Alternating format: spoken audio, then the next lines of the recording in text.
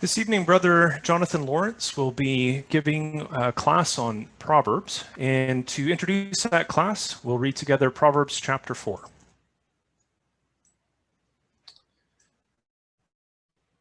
Proverbs chapter 4. Hear, my children, the instruction of a father, and give attention to know understanding. For I give you good doctrine. Do not forsake my law. When I was my father's son, tender and the only one in the sight of my mother, he also taught me and said to me, let your heart retain my words, keep my commands and live. Get wisdom, get understanding. Do not forget nor turn away from the words of my mouth. Do not forsake her, and she will preserve you. Love her, and she will keep you. Wisdom is the principal thing. Therefore, get wisdom, and in all you're getting, get understanding. Exalt her, and she will promote you. She will bring you honor when you embrace her. She will place on your head an ornament of grace, a crown of glory she will deliver to you. Hear, my son, and receive my sayings, and the years of your life will be many. I have taught you in the ways of wisdom. I have led you in the right paths. When you walk, your steps will not be hindered, and when you run, you will not stumble. Take firm hold of instruction. Do not let go. Keep her, for she is your life. Do not enter into the path of the wicked, and do not walk in the way of evil. Avoid it. Do not travel on it. Turn away from it and pass on. For they do not sleep unless they have done evil, and their sleep is taken away unless they make someone fall. For they eat the bread of wickedness and drink the wine of violence. But the path of the just is like the shining sun that shines ever brighter unto the perfect day. The way of the wicked is like darkness. They do not know what makes them stumble. My son, give attention to my words. Incline your ear to my sayings. Do not let them depart from your eyes. Keep them in the midst of your heart. For they are life to those who find them and health to all their flesh. Keep your heart with all diligence, for out of it spring the issues of life. Put away from you a deceitful mouth, and put perverse lips far from you. Let your eyes look straight ahead, and your eyelids look right before you. Ponder the path of your feet, and let all your ways be established. Do not turn to the right or the left. Remove your foot from evil. So with that introduction, we'll ask Brother Jonathan to present his class on Proverbs. Brother Jonathan.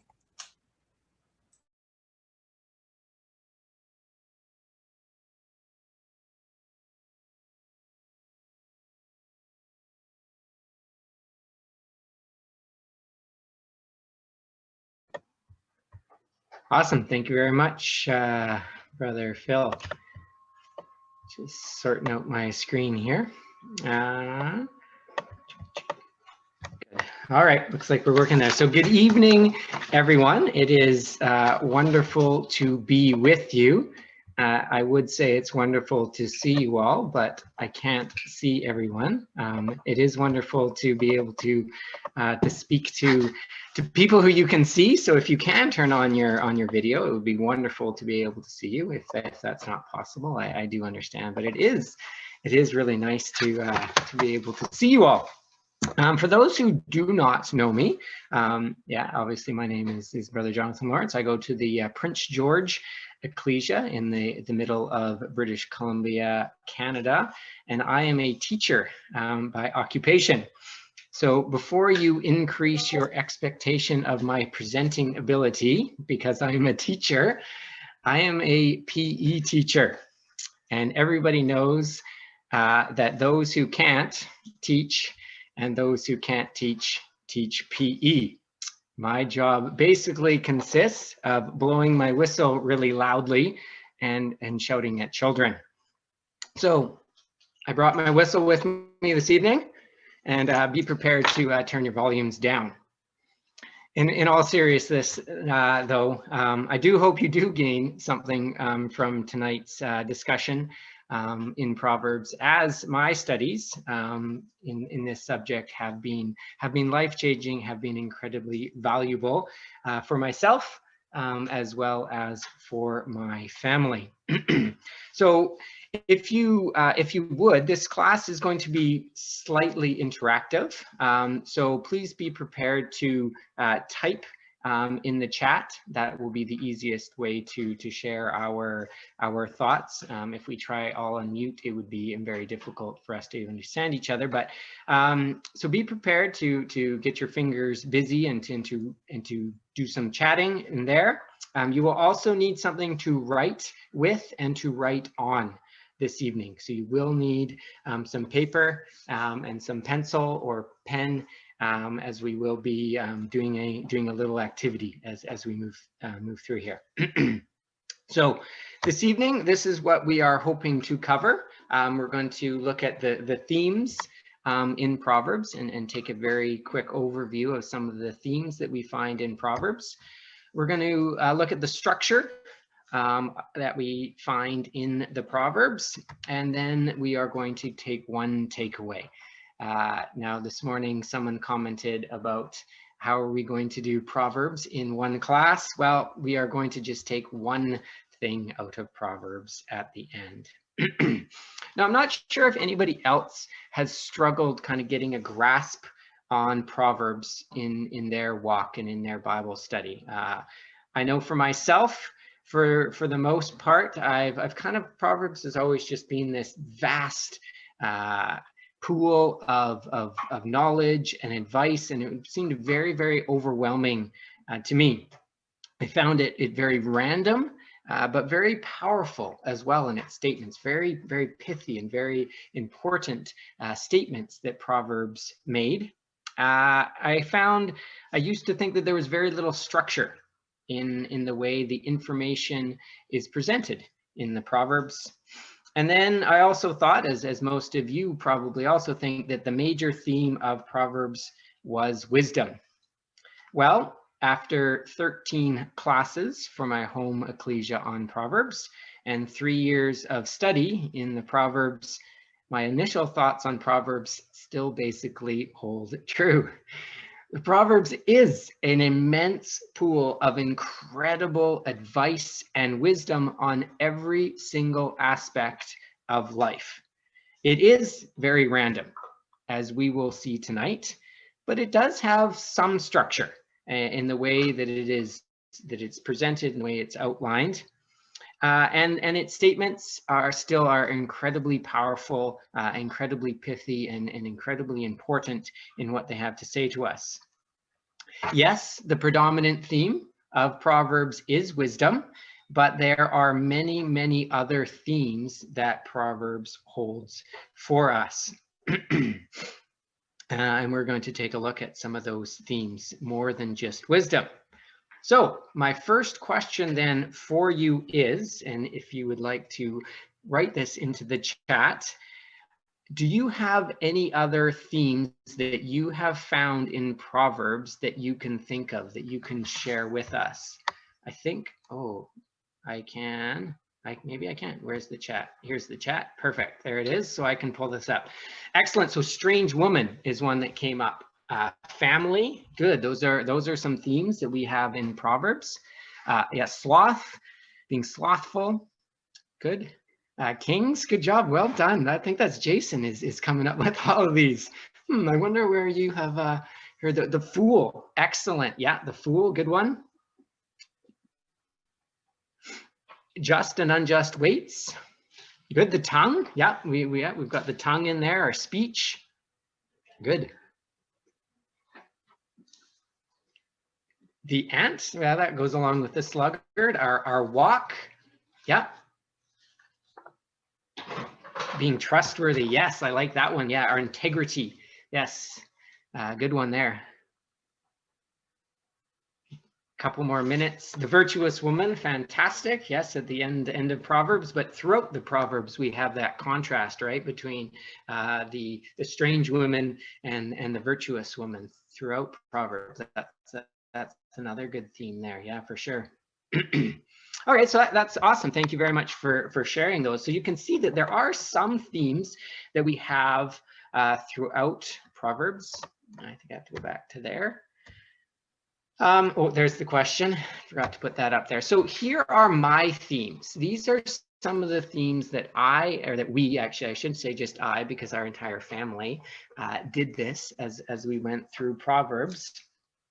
We actually went verse by verse for about a year. It took us. Our readings in the evening was Proverbs, and we would read a verse and we would say, hey, what theme, where does that fit in? And we'd read another verse, and we came up with all of these different themes, all of these different headings that we found throughout the book of Proverbs. So you can see there a vast array of different things that the Proverbs deals with. It was an incredibly valuable experience for our family, and really helped me to get a better understanding of all of the different things that Proverbs offers for us. I have since continued to go through these themes and these list of verses and tweak them and refine them, and will probably do so for many more years to come as well.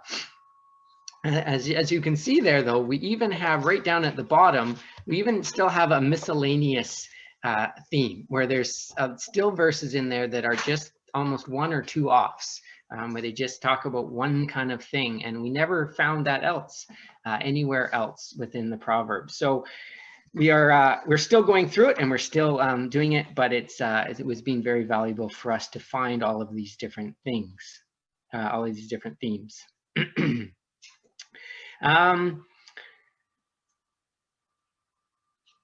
So there is a certain amount of structure, though, when we do get into Proverbs, and really the first first section that we have is the first 9 chapters, and the first 9 chapters deal with advice from a father to a son.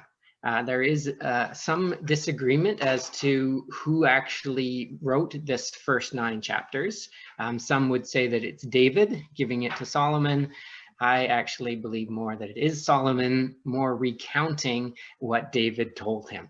Now there's a little bit of argument there, but that doesn't really matter. Either way, this is advice from a father to a son. So as parents, or as a parent, or as a prospective parent, these chapters are awesome.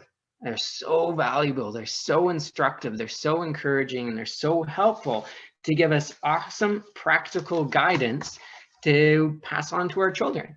This is how to be a parent. This is what God is trying to tell us. These are the things that we need to be teaching our children. So I would highly recommend any parent or wanting to be parent or parent to be, or actually anybody, because really in the ecclesia, we all are parenting each other and encouraging each other. The first 9 chapters of Proverbs have fantastic bits of advice. My son is used 16 times in these first 9 chapters, right? As the father says, hey, my son, listen to what I've got to tell you here. So we're going to very briefly look at chapter 4 that we had read there, and just take this little section here and see what we can learn from chapter 4. As we read there, Proverbs chapter 4, we see in the first 4 verses that this is advice from father to son. Hear, ye children, the instruction of a father, and attend to no understanding, for I give you good doctrine. Forsake you not my law, for I was my father's son, tender and only beloved in the sight of my mother. He taught me also, and said unto me, let thine heart retain my words, keep my commandments, and live. So this is one reason why I don't think these are David's words to Solomon, because Solomon was not the only son of Bathsheba, and David had other children through Bathsheba. So I don't know if that in verse 3 there gives an indication that this isn't actually David speaking to Solomon, or if it is. Either way, regardless, here we have instruction from a father to a son. So what does he have to say? What is it that we gain from this? I think it's really neat, though, the language that we have here, this tender, this caring, this compassionate words that we have here. And I think we gain a little bit of an insight either to Solomon or to David, regardless of who it is, as to how he passed on this information to his children. I think we can get maybe a little bit of a picture of David taking Solomon up on his knee or on his lap or in the evening, and he would tell him these things, and he would explain him these things. Or maybe David would take Solomon to where the temple was going to be built, and they would walk around, and David would talk to him about the incredible promises or something like that. Or maybe David would take Solomon and they would go out to the pasture, and they would go out and they would visit the sheep, and they would talk about things in that capacity. Whatever it is, and in whatever way we would do it as a father to our children, or as a mother to our children, we need to find those ways and those times to pass on that information, find very meaningful, very intimate times when we can pass on those very powerful, meaningful lessons and principles from God's word. And that's what we have here in chapter 4 and throughout the Proverbs. So what then is this advice that is passed on from father to son? And we find that in verses 5 to 7. And what he says is here, he says, get wisdom, get understanding, forget it not, neither decline from the words of my mouth. Forsake her not, and she shall preserve thee. Love her, and she shall keep thee. Wisdom is the principal thing. Therefore, get wisdom, and with all thy getting, get understanding. Now, I don't know if you're the same as me, but when I first looked at that, I was a little underwhelmed, I guess. Right? Here's this just gem of information. Get wisdom. To me, that's pretty obvious, is it not? Or that's yes, absolutely. Yes, we should be getting wisdom. Yes, we want to pass on wisdom to our children. But I thought it would be a little bit more specific, and maybe a little bit more pointed in this bit of information. It's kind of like, hey, go and teach your children math. Yeah. Okay. Go. Yeah, that's an important subject, and yes, but that's a big subject, right? Wisdom. That's a pretty big subject that we were trying to pass on here. In the previous chapters, the father has been very specific. He's given very practical, specific advice. Things like, be careful what friends you make. Be understanding of correction and discipline from your parents. Be a good neighbor. And treat others with kindness. This is the type of advice that the father has already given to his children. And now we come in chapter 4, and it's like, get wisdom. It just seemed a little bit broad, and a little bit too broad for me. Well, I think if we keep reading, we actually find out what the important message that Solomon is actually going to pass on here. What we are going to see in the next bit of this chapter is the benefits of getting wisdom, of understanding all of God's principles and why we should do it. I think you can hear the excitement and the light in Solomon's eyes as he passes on this incredible bit of advice to his son, and to see the amazing benefits of following wisdom, of getting wisdom, and of understanding what God actually wants us to do. So we have there a couple of verses that just show us and explain to us the benefits of wisdom. Verses 7 to 10. Wisdom is the principal thing, therefore get wisdom, and with all thy getting, get understanding. Exalt her, and she shall promote thee. She shall bring thee to honor when thou dost embrace her. She shall give thine head an ornament of grace.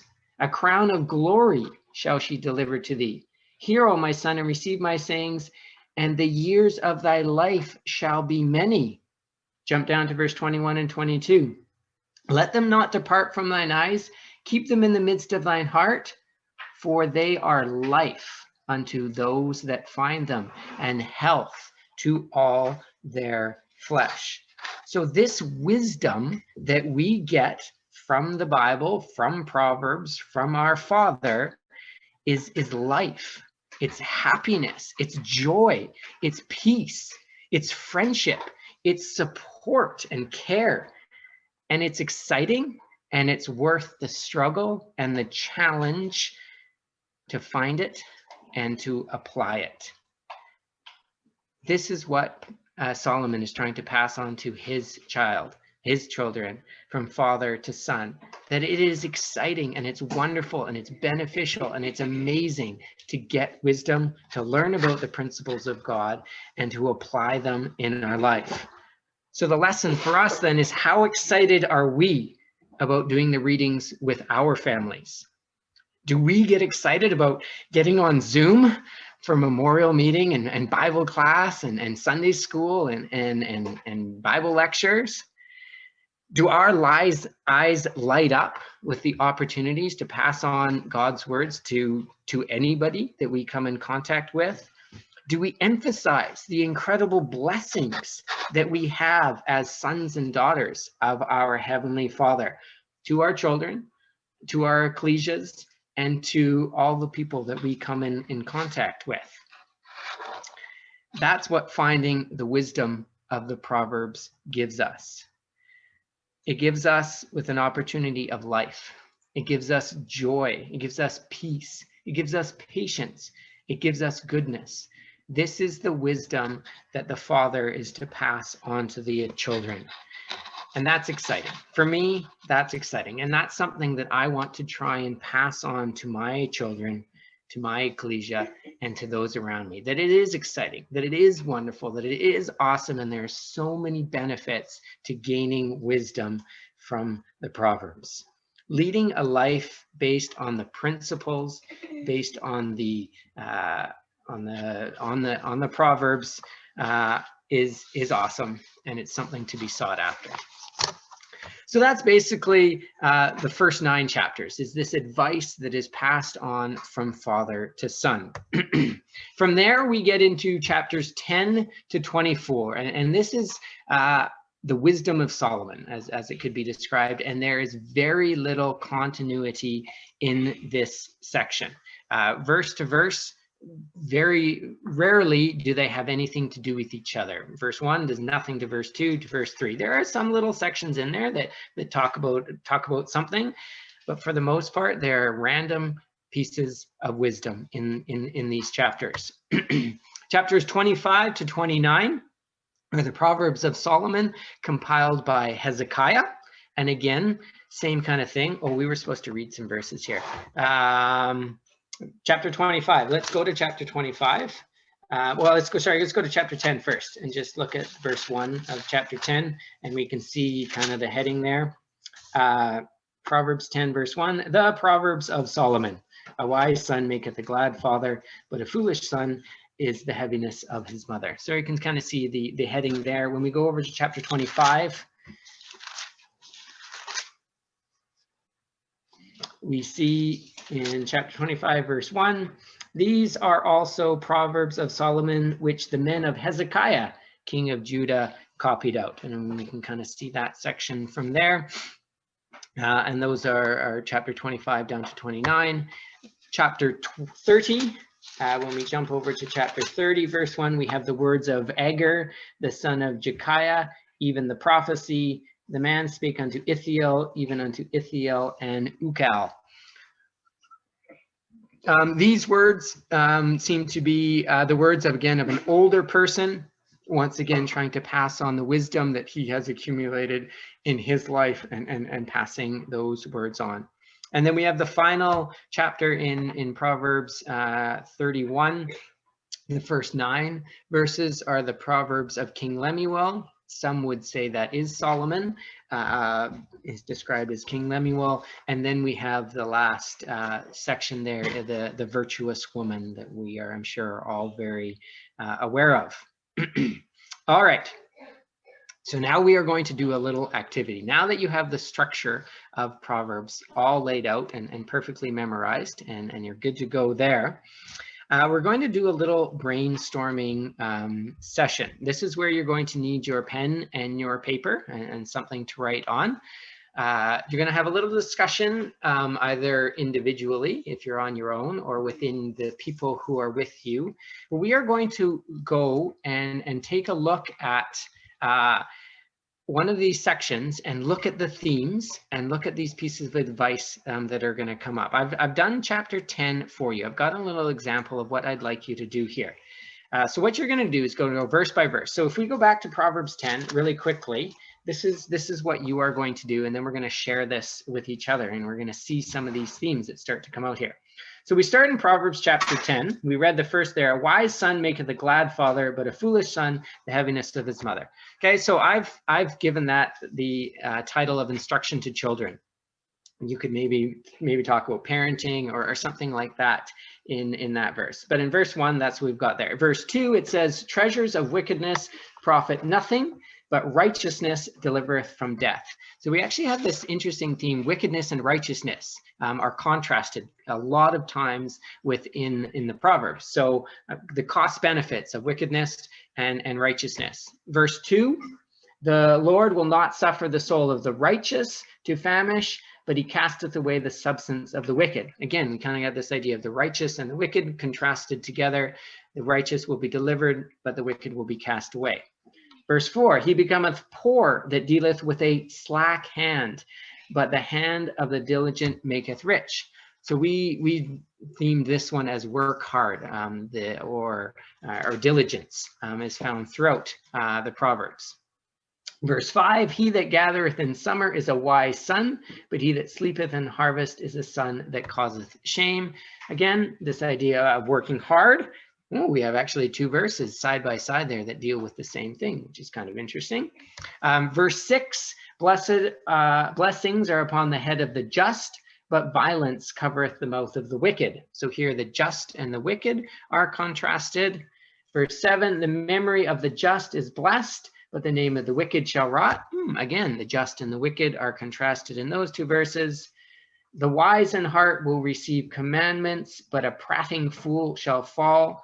Here we have wisdom, a verse on wisdom, the wise in heart, or we could also maybe talk about the fool in that verse. Verse 9, he that walketh uprightly walketh surely, but he that perverteth his ways shall be known. Talking about our integrity. And in that verse, and then in verse 10, he that winketh with the eye causeth sorrow, but a prating fool shall fall. Foolishness is what I deemed that. So you can see there, those first 10 verses, we have a wide variety of different topics that are covered. Maybe a couple of verses here and there that mean the same kind of thing, but a whole bunch of different themes right away coming through here. So our job, our little task here, and we're going to take about 7 minutes, and I'll put a timer on here. Brother Philip, can you give me a number, please, from 11 to 29?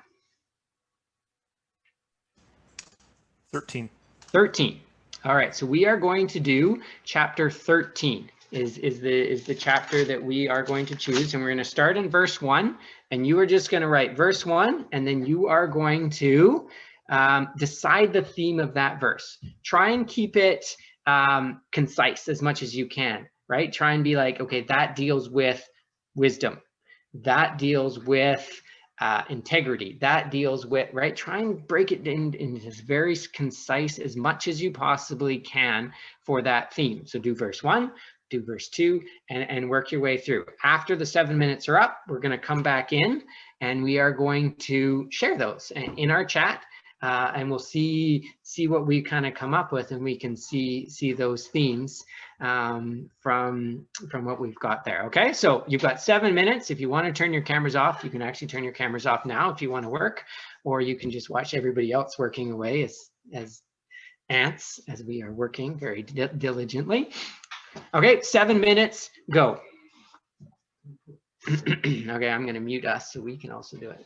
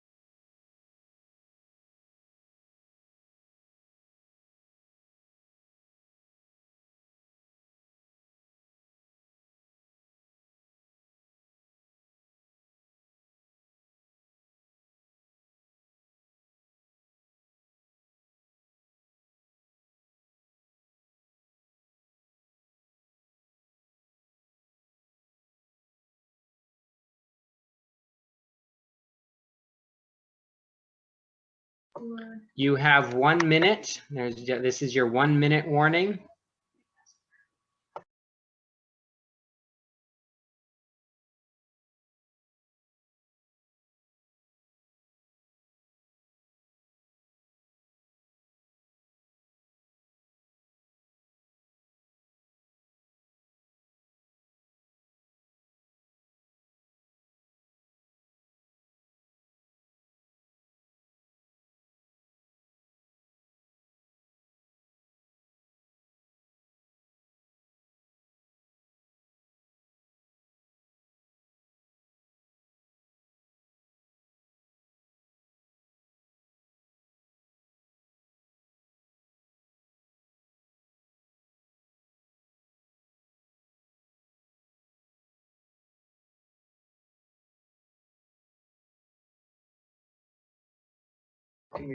Awesome. Okay, so we're going to come back now. There, your time's up. I don't know how far you got. I don't know if you were able to have some discussions about where you thought some of those verses should go, or some of the meanings or principles that you find in there. Some of them are very straightforward. Some of them are obviously that's talking about this. Some of them there's a lot more meaning and a lot more depth to them.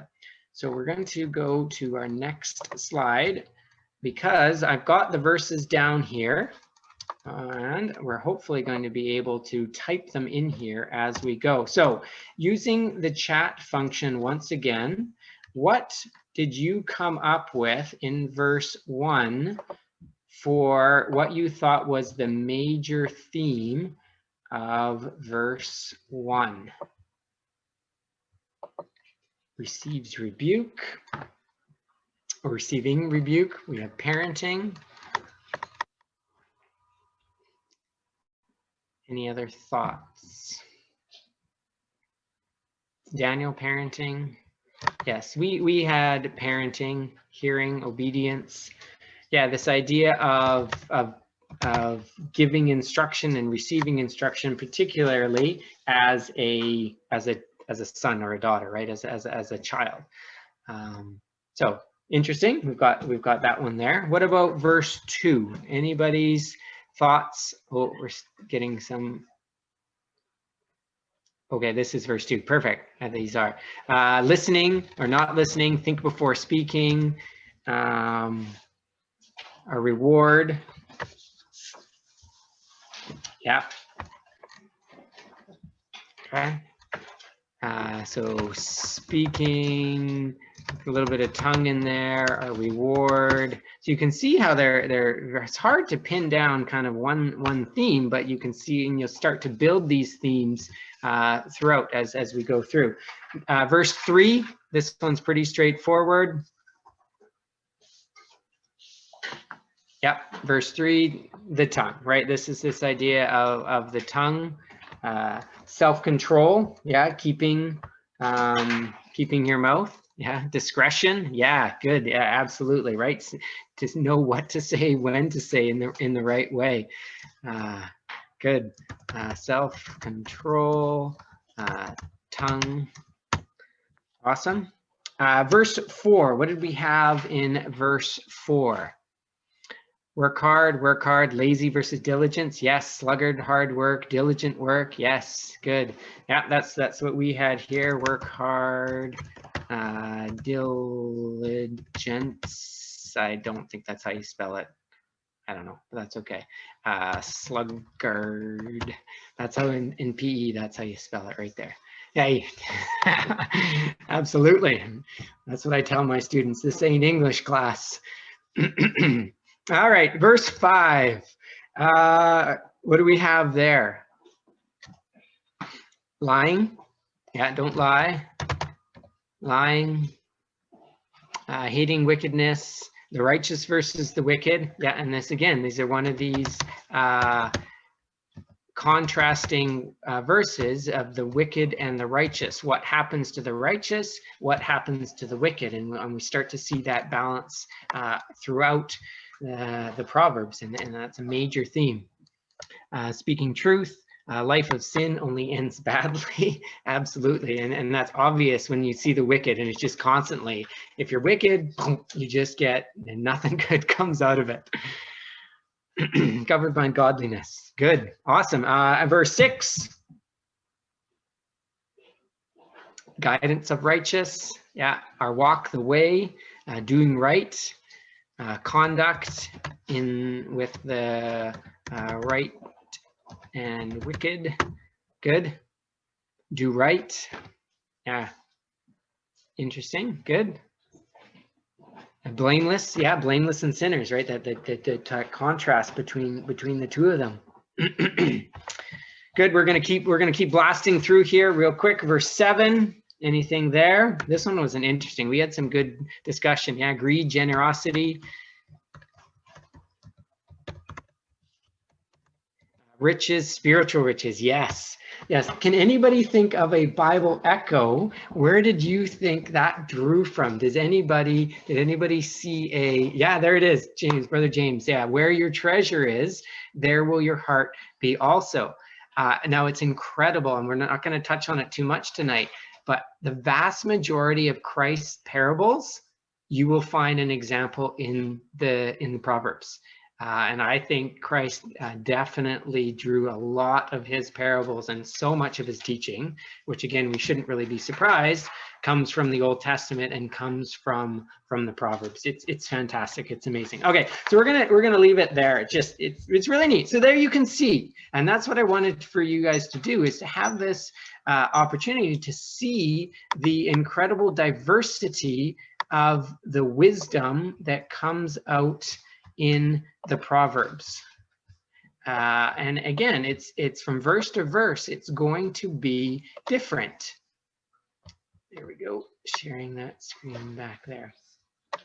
It's going to be different, and then it's going to be fairly random in its presentation of the of that information. So when I started to look at Proverbs, then the question that I came up with is why?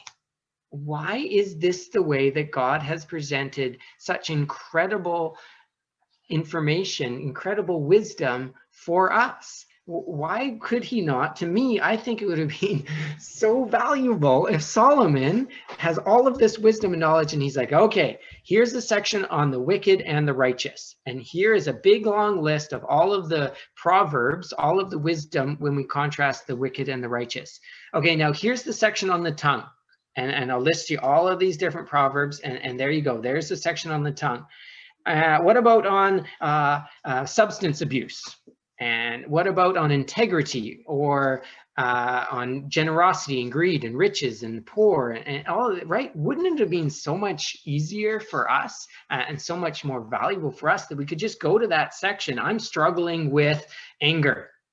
I'm going to go and read the Proverbs that Solomon has compiled for me on anger. And then I can understand what God wants me to know about anger. I just have one example for you here on substance abuse.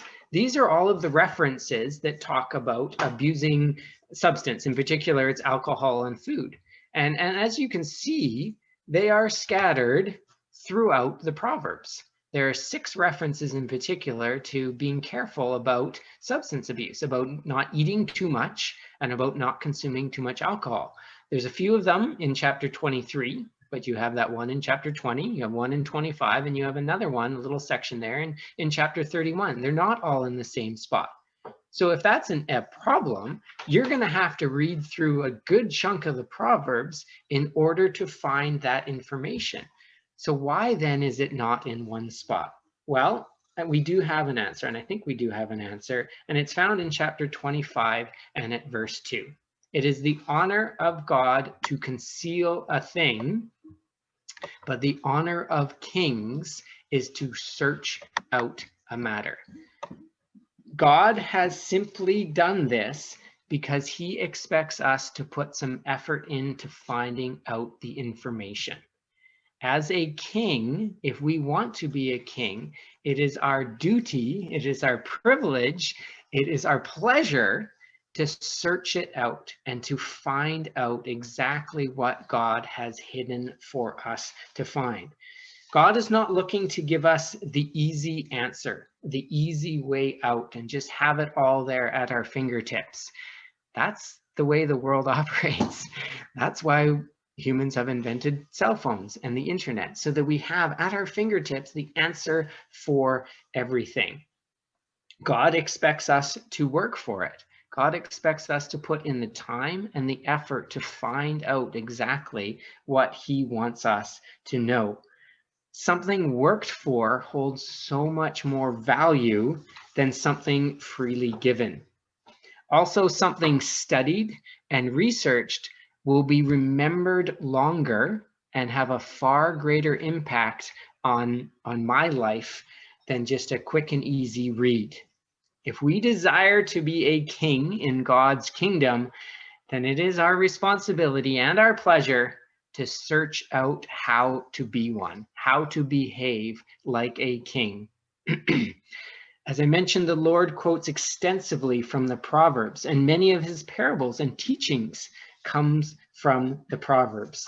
The wisdom contained in this book can guide us in every single aspect of our life, in our words, in our thoughts, and in the way we operate.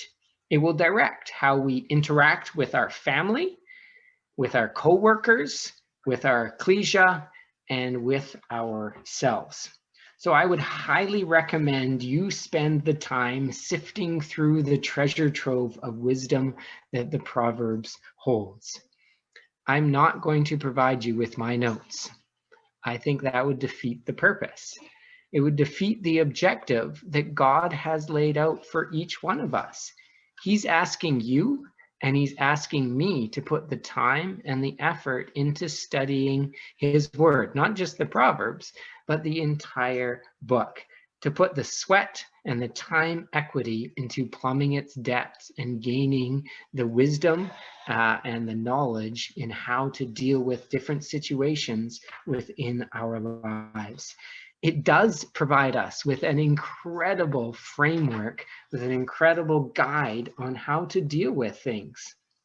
So hopefully tonight I've just whetted your appetite just a little bit so that you are now all very excited and interested in studying the Proverbs and plumbing its depths and creating lists and different themes that you find throughout it. And hopefully it can be incredibly valuable for you as well as we try and emulate the life of our Lord in our lives. Again, I would particularly encourage parents or soon to be parents or wanting to be parents to study those first 9 chapters of the Proverbs. Read through them, take a look at them, study them, and as much as we possibly can, try and apply them in the raising of our children.